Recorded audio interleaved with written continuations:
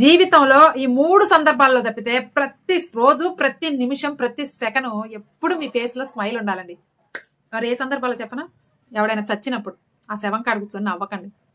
ఎప్పుడు చచ్చిపోయాడు అని అన్నారనుకోండి, ఆ చావుకు మీరే కారణం అనుకుంటారు. నెంబర్ 2, బ్యాడ్ న్యూస్లు, దుర్వార్తలు విన్నప్పుడు, అక్కడ యాక్సిడెంట్ అయిందంట కదా, బాగా అయింది అని ఇలా నవ్వారనుకోండి, మిమ్మల్ని పిచ్చివాళ్ళలాగా చూస్తారు. ఇక నెంబర్ 3, పక్కవాడు కష్టంలో ఉన్నప్పుడు చేతనైతే ఓదార్చండి, లేకపోతే సైలెంట్ గా ఉండండి. నవ్వటం మాత్రం అస్సలు చేయకండి. ఈ 3 సందర్భాల్లో తప్పితే మీరే ప్రతి నిమిషం కూడా హ్యాపీగా నవ్వుతూ బ్రతికేయచ్చండి.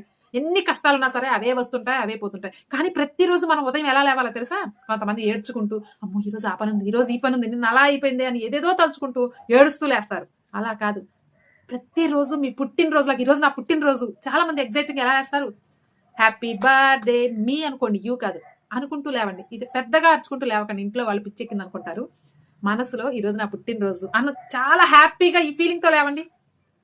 నైట్ చనిపోయాను, ఇప్పుడు నిద్ర లేచాను, ఈ రోజు పుట్టాను, ఇప్పుడే పుట్టాను, అంత హ్యాపీగా నిద్ర లేవండి. ఇక మీ జీవితంలో కష్టాలకి, బాధలకి తావే ఉండదండి. చాలా హ్యాపీగా ఉంటారు. మరి ట్రై చేస్తారా?